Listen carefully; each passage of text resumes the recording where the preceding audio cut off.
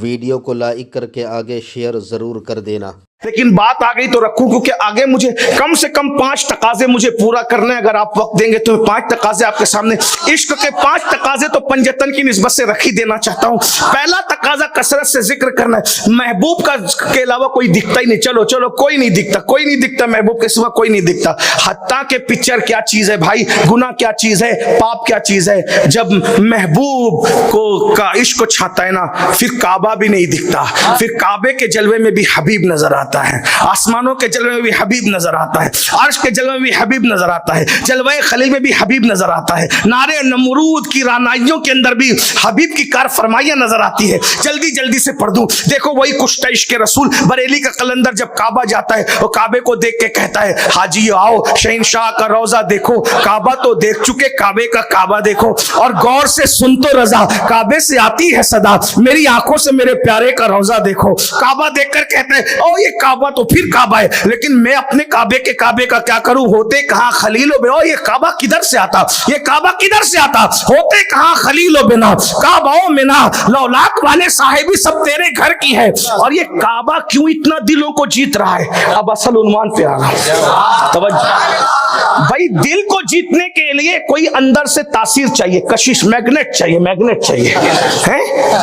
کشش چاہیے، مقناطیسیت چاہیے۔ یہ کعبے پہ سب پاگل ہے، جو مولوی نبی کے نام پہ انگوٹھا چومنے کو شرک کہتا ہے، وہ بھی وہ کعبے کے پتھر کو جا کر کے چوم رہا ہے۔ اور کعبے نے سب کو دیوانہ بنایا۔ کعبے تیرے اندر کیا ہے بھائی؟ کعبہ تیرے اندر کیا ہے جو ساری دنیا تیری دیوانی ہے؟ 250 کروڑ لوگوں کا سر ایک دن میں جس کی طرف رخ کر کے جھکتے ہیں اسے کعبہ کہتے ہیں۔ اب اس عاشق رسول کی فکر میں کعبہ کسے کہتے ہیں؟ یہ کعبے پہ لوگ دیوانے کیوں ہیں؟ کیا بات کہتے ہیں؟ اب سن لیجئے، کیا کہتے ہیں؟ کعبہ دلہن ہے، کعبہ دلہن ہے، تربت اطہر نئی دلہن۔ 2 دلہنیں ہیں، ایک دلہن ہے اور ایک نوی دلہن، نئی دلہن۔ سمجھ میں آتی بات؟ ہاں، کعبہ دلہن ہے، تربت اطہر نئی دلہن، یہ رشک آفتاب وہ غیرت قمر کی ہے، یہ رشک آفتاب وہ غیرت قمر کی ہے، دونوں بنی انیلی سجیلی مگر، دونوں بنی انیلی نویلی سجی مگر، جو پی کے پاس ہے وہ سہاگن کور کی ہے۔ اور اب لوگ کعبے پہ اتنے فدا کیوں ہیں؟ تو کہتے کعبہ بھی ہے انہی کی تجلی کا ایک ذل۔ یہ جو سب کے دل جیت رہے ہیں نا کعبہ، تو چونکہ نبی کے حسن پر اللہ نے اپنی غیرت کے پردے ڈال رکھے ہیں، تو نبی کو تو کوئی دیکھ نہیں پا رہا ہے، تو نبی کے انوار اللہ نے بکھیر رکھے ہیں، تو اس میں سے انوار میں سے ایک انوار کا جو وہ ذل، بلکہ انوار نہیں، ایک تجلی کا ذل۔ تھوڑا اس پہ کوشش کر لوں، سمجھو، کعبہ بھی ہے انہی کی تجلی کا ایک ذل۔ اتنا سمجھے؟ یقیناً نہیں سمجھو گے کیونکہ یہ شعر امام احمد رضا کا ہے۔ ہاں، سمجھ میں آتی ہے؟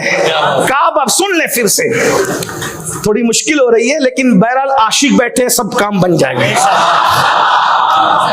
توجہ ہے آپ کی؟ کعبہ بھی ہے انہی کی تجلی کا ایک ذل۔ بس اس پہ بات آگے بڑھا دوں گا، تقاضے دوم پہ چلے جائیں گے، لیکن کعبہ بھی ہے، کعبہ بھی ہے انہی کی تجلی کا ایک ذل۔ ایک ذل کہتے ہیں سائے کو، تجلی کسے کہتے ہیں؟ اب تجلی سمجھو، یہ فوکس ہے، یہ دکھتا ہے فوکس، آپ کو کیا کہتے ہیں؟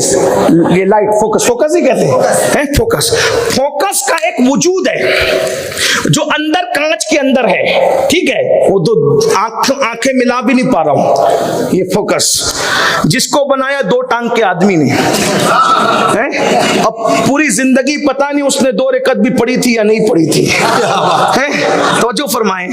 لیکن بہرحال یہ ہے نور، वजूद, वजूद समझ गए, वो फोकस वजूद है, उस वजूद से जो रोशनी निकल रही है, कितनी है किरणें उसकी, कितनी किरणें, कितनी है, करोड़ों किरणें, करोड़ों किरणें, कहें वो किरणें, एक है वजूद, एक है किरणें, ठीक।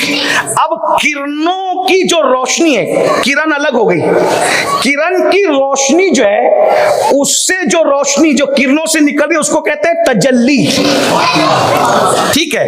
ये करोड़ों जो किरणें हैं वो एक जिस्म है, फिर उसकी किरण है, किरण की तजल्ली है, इतना समझे।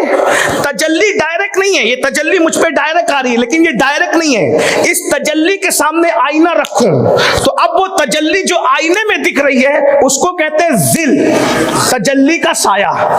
बात समझ में आई? बोलो भाई समझ में आई? समझ में आएगी नहीं?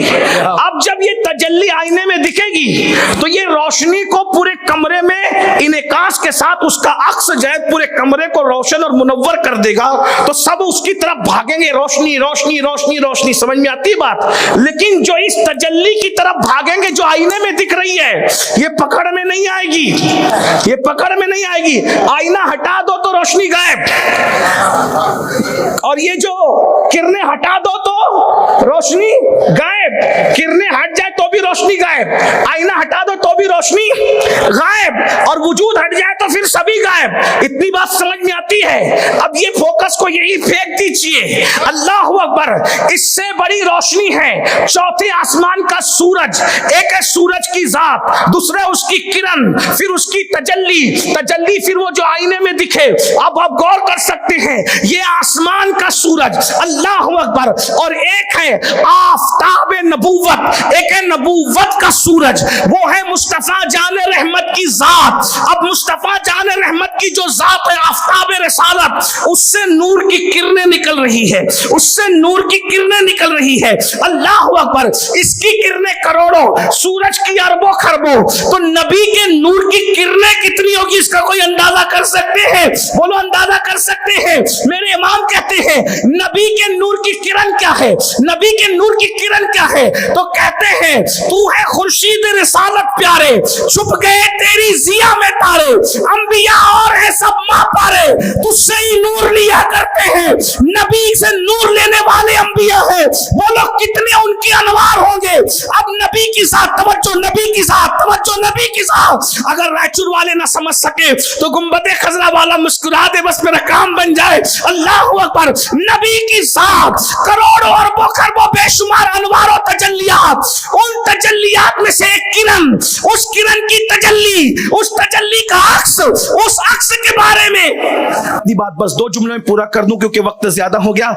इमाम अहले सुन्नत के नजदीक काबा की हैसियत और काबे की हकीकत और काबे की अजमत क्या कहते हैं? जो रसूलुल्लाह की जात है, अनवार है, तजल्लियात है, तो हुजूर अलैहिस्सलाम की किरणों से जो तजल्ली फूटती है, उस तजल्ली का, सारी तजल्ली का नहीं, हुजूर के सारे अनवार की तजल्ली का नहीं, बल्कि हुजूर की तजल्ली का एक साया है, सिर्फ एक साया, एक साया। अब फरमाते काबा भी है उन्हीं की तजल्ली का एक जिल, काबा भी है उन्हीं की तजल्लियात का नहीं, काबा भी है उन्हीं की तजल्ली का एक जिल, रोशन उन्हीं के नूर से पुतली हजर की है। अब मुझे बताओ, जब नबी की तजल्ली के अक्स को अल्लाह अकबर काबतुल्लाह कहते हैं, जिसकी तजल्ली के जिल को काबतुल्लाह कहा जाए, जब काबे की अजमत का ये आलम है तो अल्लाह अकबर, फिर हुजूर की वो किरणें, फिर हुजूर का वो वजूद और हुजूर का जिस्म मुबारक, उसकी शान का आलम क्या होगा,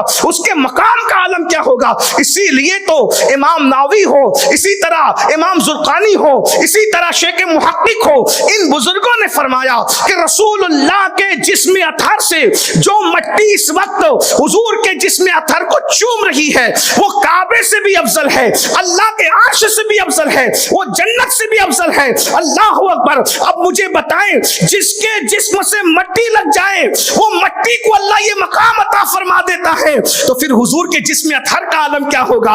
इसीलिए मेरे भाइयों, इमाम امام کہتے ہیں کعبہ دلہن ہے، تربت اطہر نہیں دلہن، جو پی کے پیے رش کی آفتاب وہ غیرت کمر کی ہے اور کعبہ بھی ہے، انہی کی تجلی کا ایک ذل روشن انہی کے نور سے پتلی حجر کی ہے۔ تو میرے بھائیوں، جب انسان کسی سے عشق کرتا ہے، کسی سے پیار کرتا ہے، کسی سے محبت کرتا ہے، تو ہر وقت اسی کا تذکرہ کرتا ہے، اسی کا گن گاتا ہے، اسی کا بار بار ذکر کرتا ہے، اس کے ذکر سے کبھی اس کا دل نہیں بھرتا۔ امام اہل سنت بحر کو دیکھا، لہر کو دیکھا، گلوں کو دیکھا، پھول کو دیکھا تو محبوب ہی یاد آتے ہیں، اور وہ محبوب کا ذکر یوں کرتے ہیں، کہتے ہیں وہی جلوہ شہر بشیر ہے، نبی کہاں نہیں ہے، نبی کے انوار کہاں نہیں ہے، نبی کی تجلیات کہاں نہیں ہے، نبی کی جو ہے وہ کار فرمائیاں کہاں نہیں ہے، حسن مصطفیٰ کہاں نظر نہیں آتا۔ کہتے ہیں وہی جلوہ شہر بشیر ہے، وہی جلوہ شہر بشیر ہے، وہی اصل عالم دیر ہے، وہی لیر ہے، وہی بیر ہے، وہی پاٹ ہے،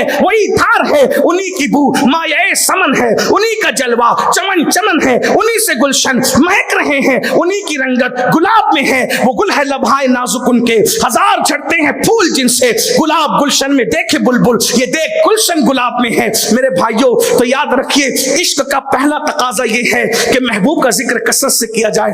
افسوس ہم دشمنوں کا ذکر تو دشمنی میں کثرت سے کرتے ہیں بطور غیبت، لیکن محبوب کا ذکر ہم نہیں کر پاتے، اب اسی میں ہم ناکام رہتے ہیں۔ اللہ سے دعا ہے اللہ ہمیں کثرت کے ساتھ ذکر رسول کرنے کی توفیق عطا فرمائے، حضور کا ذکر کرنے کی توفیق عطا فرمائے۔ دمے واپسی تک تیرے گیت گاؤں، دمے واپسی تک تیرے گیت گاؤں، محمد ممجد پکارا کروں میں، محمد ممجد پکارا کروں میں، خدا ایک پر ہو تو ایک پر محمد، اگر قلب اپنا تو پارا کروں میں، تیرے نام پہ سر کو قربان کر کے تیرے سر سے صدقے اتارا کروں میں۔ میرے بھائیوں، آئیے یہ سواد اعظم اہل سنت و جماعت کی عالمگیر تحریک سنی دعوت اسلامی جو ایک طویل عرصے سے آپ کے شہر رائچور میں کام کر رہی ہے، ماشاءاللہ ہمارے مولانا جمیل صاحب، مولانا احمد رضا صاحب، مولانا جعفر صاحب، مولانا ناصر صاحب اور بھی ہمارے رفقا محنت کرتے ہیں، ان کی کاوشیں ہیں۔ سنی دعوت اسلامی کا ایک مقصد ہے کہ لوگ حضور سے جڑ جائیں،